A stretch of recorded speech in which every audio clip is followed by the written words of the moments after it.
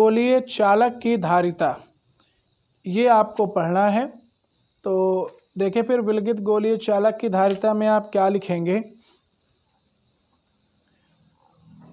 इसमें आप लिखेंगे कि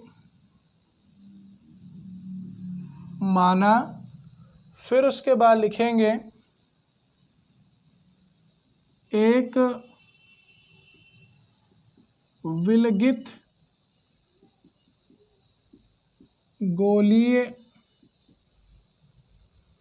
चालक, माना एक विलगित गोलीय चालक। अब इसका मतलब समझिए, विलगित का मतलब होता है आइसोलेटेड, यानी कि वो पहले किसी से जुड़ा था बाद में अलग हो गया। ये विलगित का मतलब होता है कि पहले वो किसी से जुड़ा था बाद में अलग हो गया। तो हमने कहा कि माना एक विलगित गोलीय चालक, फिर आगे लिख दिया जिसकी त्रिज्या स्मॉल ए है, जिसकी त्रिज्या स्मॉल ए है, के कैपिटल के परावैद्युतांक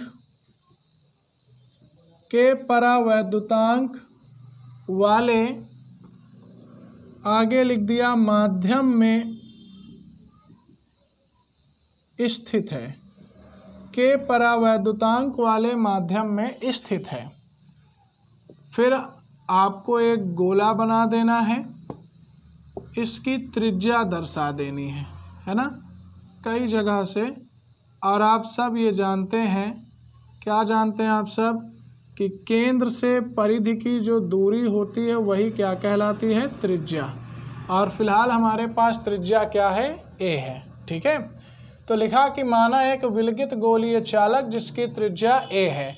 माना एक विलगित गोलीय चालक यानी किसी गोले से अलग होने वाला गोला, विलगित गोलीय चालक जिसकी त्रिज्या ए है, कैपिटल के परावैद्युतांक वाले माध्यम में स्थित है, कैपिटल के परावैद्युतांक वाले माध्यम में स्थित है। फिर आप आगे लिखेंगे कि माना इस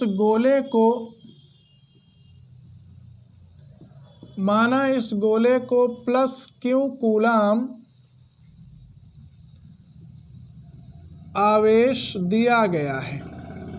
ये लिख दिया हमने कि माना इस गोले को प्लस क्यू कूलाम आवेश दिया गया है।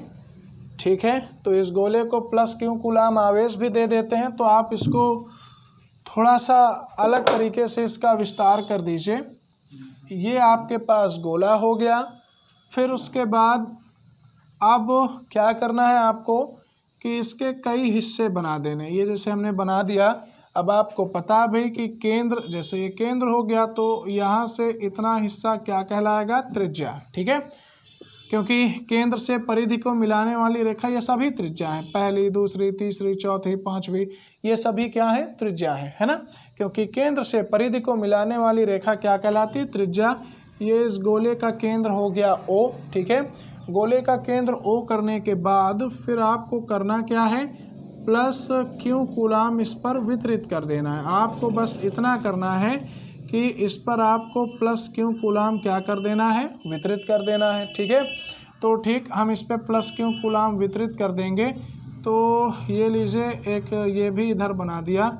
इन्हें हल्का हल्का डैश कर दीजिए क्योंकि ये सभी लाइनें गोले के अंदर हैं, ताकि आपको थोड़ा थोड़ा जानकारी भी रहे। इस प्रकार से ऐसे हल्का सा डैश कर दीजिए। ठीक है, अब ये त्रिज्या हो गई O, इसका केंद्र हो गया O, और इस पर आपको प्लस क्यू आवेश वितरित भी करना था। तो ये लीजिए, फिर हमने क्या किया कि इस पर प्लस क्यू कूलाम आवेश वितरित भी कर दिया, और ये आपका चित्र कंप्लीट हो गया। हाँ जी, अब ये आपका चित्र जो है यहाँ से क्या हो गया, कंप्लीट हो गया। ठीक है, अब क्या करें, तो सुनिए, अभी तक जितना स्टेटमेंट दिया हमने, यदि वो जल्दबाजी में हुआ हो तो उसे दोबारा समझें, क्योंकि भाई समझना आपका काम, बहुत सारा वक्त आपके पास है, आप उसे धीरे धीरे करके समझिए।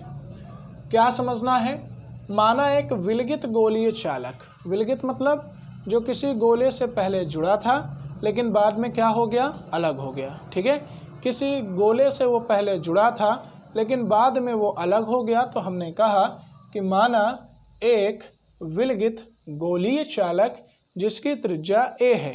ठीक है, हमने क्या कहा, माना एक विलगित गोलीय चालक जिसकी त्रिज्या a है, कैपिटल K परावैद्युतांक वाले माध्यम में स्थित है। कैपिटल K परावैद्युतांक वाले माध्यम में स्थित है। फिर क्या लिखा, माना इस गोले को प्लस Q कूलाम आवेश दिया जाता है। ठीक है, फिर हमने क्या लिखा कि माना इस गोले को प्लस Q कूलाम आवेश दिया जाता है। चलो ठीक है, हमने प्लस Q कूलाम आवेश भी दे दिया। अब आप लिखेंगे कि गोले पर विभव, क्या लिखेंगे, गोले पर विभव, यही तो लिखेंगे। तो अब आप बताओ विभव का सूत्र क्या होता है, 1/4 पाई एप्सिलॉन 0 K, यही तो होता है। फिर होता है Q/R, क्या होता है, Q/R। भाई सूत्र होता है 1/4 pi epsilon 0 K into Q/R, ये सूत्र होता है। अब आप क्या लिखोगे कि चूंकि R बराबर A है, मतलब R किसका काम करती है, त्रिज्या का, और फिलहाल हमारे पास त्रिज्या की जगह पर क्या है, A, जहाँ R है वहाँ पर क्या है, A है, तो A रख दो। तो V बराबर 1/4 पाई एप्सिलॉन 0 K, फिर Q, फिर बटे में क्या आएगा, A, समीकरण नंबर 1।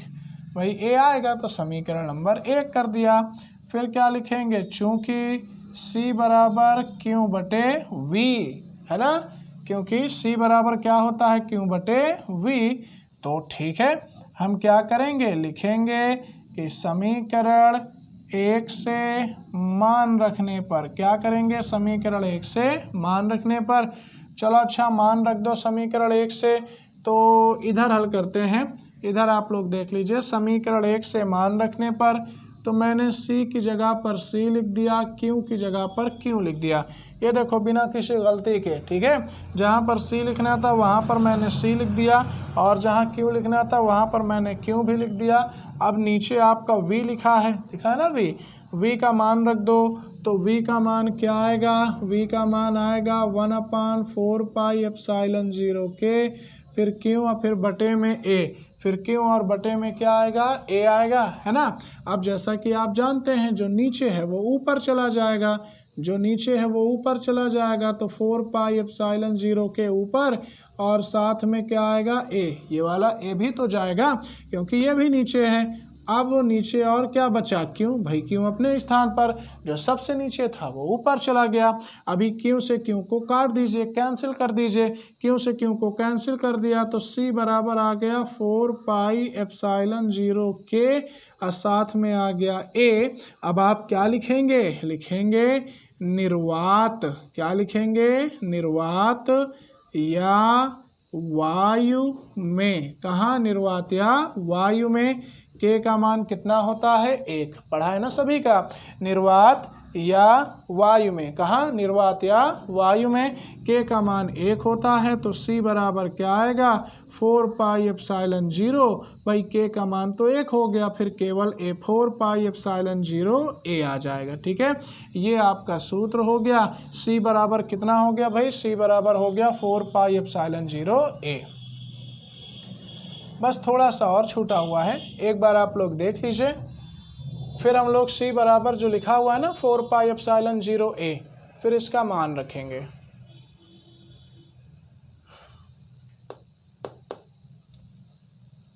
देख लीजिए डेरिवेशन, पहले V लिखना है, फार्मूला आपको पिछले चैप्टर से पता होना चाहिए। भाई ये आपका काम है, बार बार आप एक ही बात नहीं पूछ सकते कि सर कैसे, वो आपका काम है, पिछले चैप्टर में आपको खूब पढ़ाया मैंने। 1/4 पाई एप्सिलॉन 0 के Q/R, बस R की जगह पर A लिखना है, क्योंकि ऊपर मैंने लिख दिया था कि जिसकी त्रिज्या A है ना, तो जहाँ पर R है वहाँ पर क्या लिखना है, A। तो अब हमने अभी पढ़ा है, हमने पढ़ा है कि धारिता C है ना, धारिता C बराबर क्या होती है, Q/V, धारिता C बराबर होती है Q/V। तो समीकरण 1 से मान रख दीजिए, किससे मान रख दीजिए, समीकरण 1 से। तो समीकरण 1 से मान रख दिया, सी की जगह पर सी, क्यू की जगह पर क्यू, वी का पूरा मान रख दिया, जो सबसे नीचे है वो सबसे ऊपर चला गया। तो क्यू गुणे 4πε0 के गुणे ए बटे क्यू, क्यू से क्यू को हमने काट दिया, सीधा कहें तो कैंसिल कर दिया, है ना। क्यू से क्यू को कैंसिल कर दिया तो 4πε0 के इंटू में ए आ गया। जब निर्वात हो या वायु हो तो परावैद्युतांक के का मान कितना होता है, 1 होता है। परावैद्युतांक के का मान 1 होता है, के की जगह 1 रख देंगे तो 4πε0 ए आ गया। ठीक,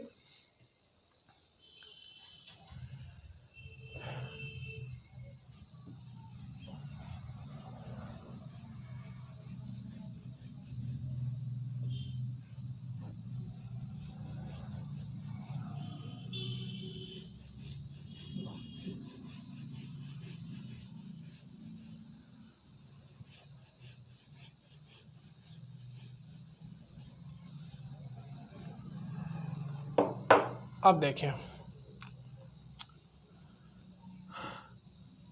तो हमने ये पढ़ लिया कि C बराबर आया है 4πε0 ए। यहाँ तक हमने अभी पीछे पढ़ लिया, थोड़ा सा सीखना बाकी है, सीखे। 4πε0 का मान ये रखना है 1/9 गुणे 10 की घात 9, भूल मत जाना, ठीक है। 4πε0 का मान क्या रखना है, 1/9 गुणे 10 की घात 9 लिखना है। ठीक, 1/9 गुणे 10 की घात 9 लिखना है। और ए क्या है वो आप जानते हैं, ए क्या है, त्रिज्या। ठीक है, अब आपको एक इम्पॉर्टेंट नोट पढ़नी है। जानते हैं वो इम्पॉर्टेंट नोट क्या है? इम्पॉर्टेंट नोट ये है कि C/C0 बराबर होता है K। C/C0 बराबर क्या होता है, K होता है। अब आपको दोनों में ये फ़र्क करना है कि C और C0 क्या है। तो C है माध्यम की धारिता। ये आपको 1 मिनट देखिए कंफर्म कर लें, अलग अलग ना हो। तो किसी माध्यम में गोली चालक की धारिता C, हाँ ठीक है, तो C है माध्यम की धारिता और C0 है निर्वात या वायु की धारिता। ठीक है, के आप सब के से परिचित हैं। के को क्या कहते हैं, परावैद्युतांक। के को क्या कहते हैं, परावैद्युतांक कहते हैं, है ना। तो C को क्या कहेंगे, माध्यम की धारिता। C0 को क्या कहेंगे, निर्वात या वायु की धारिता। और K को क्या कहेंगे, परावैद्युतांक कहेंगे। ठीक है, तो K जो है वो आपका क्या कहलाएगा, परावैद्युतांक कहलाएगा। अब आपको एक और बात सीखनी है कि एप्सिलॉन 0 का दूसरा मात्रक क्या होता है।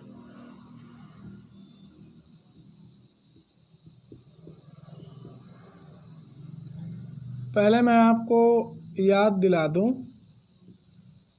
आप सब इसको रटते थे, जानते हैं इसका पुराना मात्रक आप लोग क्या रटते थे, कूलाम स्क्वायर प्रति न्यूटन मीटर स्क्वायर।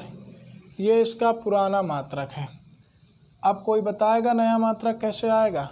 देखो, चूँकि C बराबर हम सब ने क्या पढ़ा है, 4πε0 ए। पुराना मात्रक क्या पढ़ा है हम सब ने, कूलाम स्क्वायर प्रति न्यूटन मीटर स्क्वायर। ये पुराना मात्रक हो गया, है ना। नया मात्रक कोई पूछे तो क्या बताएंगे कि C बराबर क्या होता है, 4πε0 ए। अब एक काम करो, C अब देखो 4π गुणे में है, देख रहे हैं ना, तो 4π भाग में आ गया, A गुणे में है तो A भी किस में आ गया, भाग में। देख लो C बराबर है 4πε0 ए, 4π इंटू में तो डिवाइड हो गया, भाग में, A गुणे में तो भाग में।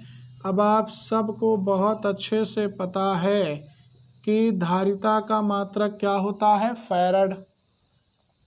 पता है कि नहीं, अभी पढ़ा ना कि C यानी धारिता का मात्रक क्या होता है, फैरड, है ना। 4 का तो कोई मात्रक होता नहीं, पाई का कोई मात्रक नहीं होता, बचा ए का मतलब त्रिज्या, त्रिज्या का मात्रक मीटर। फिर से 4 का कोई मात्रक नहीं है, पाई का कोई मात्रक नहीं है, तो बचा क्या, ए का मतलब त्रिज्या, और त्रिज्या का मात्रक क्या होता है, मीटर। तो ये लो भाई एप्सिलॉन 0 का जो नया मात्रक यानी कि दूसरा वाला है वो हो गया फैरड प्रति मीटर। क्या हो गया, फैरड प्रति मीटर। एक बात आप सब और याद रखिए कि एक फैरड प्रति मीटर F/m, क्या, एक फैरड प्रति मीटर बराबर होता है 1 कूलाम स्क्वायर प्रति न्यूटन मीटर स्क्वायर। ठीक है, एक फैरड प्रति मीटर बराबर होता है 1 कूलाम स्क्वायर प्रति न्यूटन मीटर स्क्वायर। तो हमने एक और बात सीखी कि C/C0 बराबर K होता है। C को माध्यम की धारिता कहते हैं, C0 को निर्वात की धारिता कहते हैं, K को परावैद्युतांक आप पहले से परिचित हैं। एप्सिलॉन 0 का जब नया मात्रक पूछे हेडिंग डालेंगे ऐसे अलग से, है ना। एप्सिलॉन 0 का नया मात्रक, तो पुराना मात्रक क्या होता है, कूलाम स्क्वायर प्रति न्यूटन मीटर स्क्वायर पुराना मात्रक होता है। नया कैसे निकालेंगे, C बराबर 4 पाई एप्सिलॉन 0 A। अब जैसे 4 पाई गुणे में है तो भाग में, A गुणे में है तो भाग में, तो C का मतलब फैरड है ना, त्रिज्या का मतलब मीटर, तो फैरड प्रति मीटर। तो एप्सिलॉन 0 का नया मात्रक हो गया फैरड प्रति मीटर, और 1 फैरड प्रति मीटर बराबर होता है 1 कूलाम स्क्वायर प्रति न्यूटन मीटर स्क्वायर। ठीक है, अब देखिए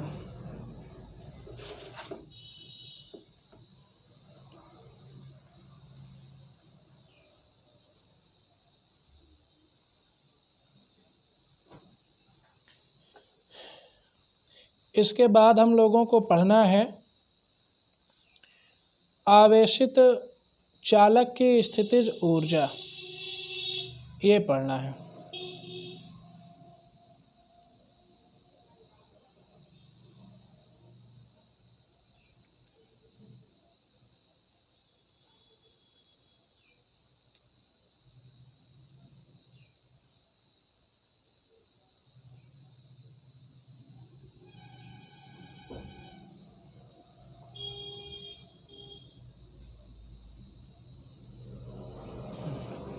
देखिए इसके बाद हम लोग पढ़ेंगे आवेशित चालक की स्थितिज ऊर्जा।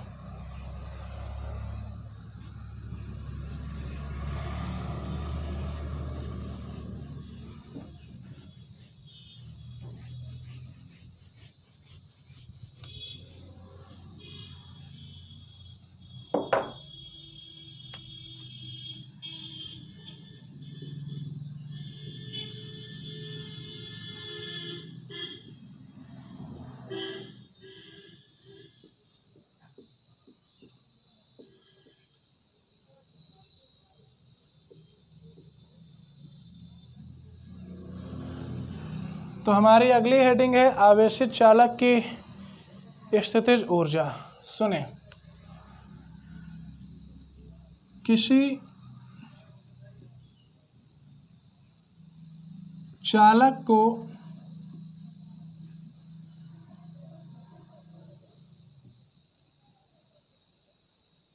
आवेशित करने में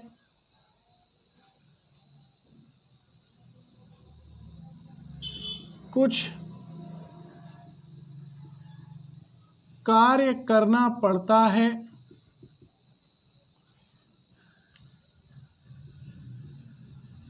यही कार्य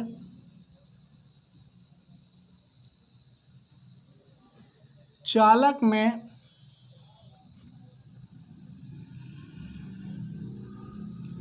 स्थितिज ऊर्जा के रूप में संचित हो जाता है। तो आप कह सकते हैं किसी चालक को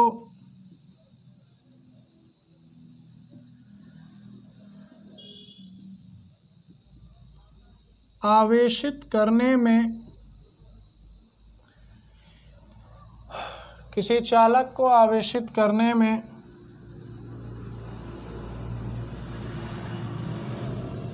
किए गए कार्य को,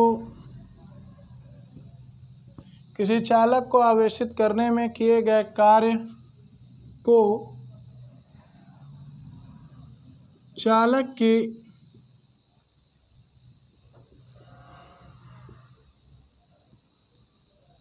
स्थितिज ऊर्जा कहते हैं। सिंपल सी बात है, जो ऊपर भी लिखी है वही नीचे है, कि किसी चालक को आवेशित करने में कुछ कार्य करना पड़ता है। किसी चालक को आवेशित करने में कुछ कार्य करना पड़ता है, यही कार्य चालक में स्थितिज ऊर्जा के रूप में संचित हो जाता है। तो हमने उसको डबल नोटेड कामा में लिखा कि किसी चालक को आवेशित करने में, ठीक है, किसी चालक को आवेशित करने में किए गए कार्य को, किसी चालक को आवेशित करने में किए गए कार्य को चालक की स्थितिज ऊर्जा कहते हैं। किसी चालक को आवेशित करने में किए गए कार्य को चालक की स्थितिज ऊर्जा कहते हैं। ठीक है, आप देखिए अब आप क्या लिखेंगे, लिखेंगे चूंकि V बराबर W/Q, है ना, अभी भी पढ़ा था थोड़ी देर पहले, V बराबर W/Q, तो W बराबर हो गया VQ, तिरछा गुणा होगा, V और गुणे में क्या आएगा, Q, होगा कि नहीं होगा। ठीक है, तो W बराबर क्या हो गया, VQ, कोई गलती नहीं, गौर से देखिए। तो V बराबर W/Q, तो W बराबर VQ, तो W का मतलब कार्य, V का मतलब विभव, Q का मतलब आवेश। तो अब मैं इसको ऐसे हिंदी में लिखूंगा, क्या कि कार्य बराबर होता है औसत विभव गुणे आवेश। आप क्लियर है ना, इसीलिए पहले मैंने आपको दिखा दिया, दोबारा देख लो। V बराबर W/Q, अगर हम Q का तिरछा गुणा करा दें तो V गुणे Q, V का मतलब विभव, Q का मतलब आवेश, लेकिन यहाँ विभव औसत विभव है ना। औसत का मतलब क्या होता है, औसत का मतलब भाई जोड़ के भाग दे देना, बराबर बराबर बांट देना, वही औसत कहलाता है। तो अब कार्य बराबर औसत विभव, तो कार्य की जगह पर W, औसत विभव की जगह 0 प्लस V, चूँकि 2 हैं तो 2 से भाग दे दिया, और आवेश की जगह पर क्यों। अब बहुतों के मन में सवाल आएगा कि सर 0 कैसे आया, तो भाई उसका जवाब ये है कि जब हमने चालक को आवेश नहीं दिया, जब चालक चुपचाप रखा था, है ना, प्रारंभ में, औसत का मतलब क्या हुआ, प्रारंभिक प्लस अंतिम बटे 2, ये औसत का मतलब है। औसत का मतलब हुआ प्रारंभिक फिर प्लस अंतिम फिर बटे में 2, प्रारंभिक प्लस अंतिम बटे 2, यही होता है। तो जब हमने अपने चालक को आवेश नहीं दिया, तो जब हमने चालक को आवेश नहीं दिया तो विभव क्या था, 0। जब चालक को आवेश नहीं दिया तो विभव क्या था, 0। लेकिन जब चालक को आवेश दिया तो विभव कितना हो गया, V। सुनो फिर से, जब चालक को आवेश नहीं दिया तो विभव क्या था, 0। जब चालक को आवेश दिया तो कितना हो गया, V। तो चूंकि 2 बार है तो भाग कितने से देना पड़ेगा, 2 से, तभी तो औसत निकलेगा। इसीलिए तो 0 प्लस V बटे 2 कर दिया, तो W बराबर आएगा V बटे 2 और गुणे में Q, और W बराबर 1 बटे 2 VQ, W बराबर 1 बटे VQ। अब आप लिखेंगे कि यही कार्य, और आगे लिख देंगे स्थितिज ऊर्जा के रूप में संचित हो जाता है ना। यही कार्य स्थितिज ऊर्जा के रूप में संचित हो जाता है, यही कार्य स्थितिज ऊर्जा के रूप में संचित हो जाता है। तो ठीक है, जहाँ W है वहाँ U लिख दो, तो U बराबर 1 बटे 2 VQ, एक फार्मूला, गौर से देखना, U बराबर 1 बटे 2 VQ। ठीक, अब आप लोग मुझे बताना कि चूँकि Q बराबर क्या होता है, CV, है ना, पढ़ा है ना, Q बराबर क्या होता है, CV। चलो मान रख दो, तो 1 बटे 2 वी क्यों की जगह रख दिया सी वी, तो यूं बराबर आएगा 1/2 सी। वी और वी का गुणा क्या आएगा वी स्क्वायर, वी और वी का गुणा क्या आएगा वी स्क्वायर। पढ़ा है आप सबने, ये आज ही थोड़ी देर पहले पढ़ा इस चैप्टर में कि क्यों बराबर सी वी। तो अब आपसे कहा क्यों की जगह सी वी रख दो, तो वी और वी का गुणा क्या हो गया वी स्क्वायर। आराम से देखिएगा, समझ जाएंगे, ठीक है। अब क्या करेंगे, इससे देखो समीकरण 1 से, ठीक है। तो समीकरण 1 से अगर आप गौर से देखोगे तो v बराबर मिलेगा क्यों बटे सी। v बराबर क्या मिलेगा क्यों बटे सी। देखो c गुणे में है ना, देख रहे हैं ना, c गुणे में है तो किस में आया भाग में। चलो इसमें रख दो, तो यूं बराबर 1/2 v, ये जहाँ v लिखा है उसकी जगह लिख दो क्यों बटे सी, है ना, कोई गलती नहीं। ये जहाँ देख रहे हैं ना, जहाँ v लिखा है, जहाँ v लिखा है वहाँ क्यों बटे सी लिख दिया, और फिर गुणे में क्यों, ये भी तो क्यों लिखा है, तो जहाँ पर v लिखा है ये यहाँ पर v लिखा है वहाँ क्यों बटे सी लिख दिया, और क्यों की जगह पर क्यों, तो यूं बराबर आया 1/2 क्यों और क्यों का गुणा क्यों स्क्वायर, अब बटे में सी। इस प्रकार से हमने तीन फार्मूले निकाल लिए। पहला फार्मूला कौन सा है, यूं बराबर 1/2 वी क्यों, है ना, फिर क्यों बराबर क्या होता है सी वी, तो सी वी रख दिया, तो वी और वी का गुणा वी स्क्वायर। दूसरा फार्मूला, अब यहीं से अगर गौर से देखें हम सब, तो जो सी गुणे में है वो भाग में भी तो जा सकता है, तो सी भाग में आ गया, तो वी बराबर क्यों बटे सी। ये देख रहे हैं ना, जहाँ मेरी उंगली है वी की जगह पर लिख दिया क्यों बटे सी, तो क्यों और क्यों का गुणा क्या आएगा क्यों स्क्वायर और बटे में सी। इस तरह से स्थितिज ऊर्जा के आपके पास टोटल 3 फार्मूले हो गए, और इन 3 फार्मूलों का आप सवाल लगाने में, डेरिवेशन में, दोनों में इस्तेमाल करेंगे। और हाँ, मेरी एक महत्वपूर्ण बात आप सभी सुन लें कि जितना पढ़ाया जाए उसे दोहराते रहिए। बहुत जल्द अब आपको आगे के लेक्चर तभी मिलेंगे जब आप पिछला आपसे सुना जाए और आप सुना देंगे, ठीक है। और एक बात मेरी सुन लें, यदि आपको लेक्चर 30 मिनट का, 40 मिनट का, 50 मिनट का दिया जाता है तो आप उस लेक्चर को एक बार में नहीं देखेंगे। काम नहीं पूरा करना कि फेयर में जल्दी जल्दी छाप लेना है। क्वेश्चन बैंक आएंगे, सब कुछ लगा हुआ मिल जाएगा, गाइड, मोबाइल में एप्लीकेशन, कई सारे ऐसे माध्यम हैं जिसमें आपको ये सब हल मिल जाएगा। हमें क्या करना है, समय देना है, समझना है, ठीक है। हमें क्या करना है, समय देना है पर्याप्त और समझना है। इसलिए अपने लेक्चर को 10-10, 15-15 मिनट या 1-1, 2-2 हेडिंग करके देखें।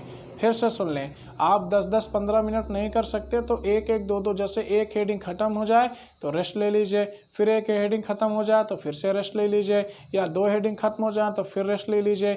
इकट्ठा देखने का प्रयास ना करें, क्योंकि इतना किसी का माइंड एब्जॉर्ब नहीं कर पाता कि एक बार में आप 1 घंटे के लेक्चर को एब्जॉर्ब कर सकें, समझ सकें, ठीक है। तो मेरी इस बात का ख्याल रखें, 1-1, 2-2 हेडिंग करके लिखें, समझें, लिखें, समझें। हमारा उद्देश्य समझना है, लिखना नहीं, ठीक है। तो उम्मीद है आपको मेरी बात समझ में आई होगी। तो कोई भी दिक्कत हो तो आप 2 दिन आते ही हैं, अपना जो भी समस्या होती हो आप हमसे पूछ लीजिएगा, ठीक है। धन्यवाद।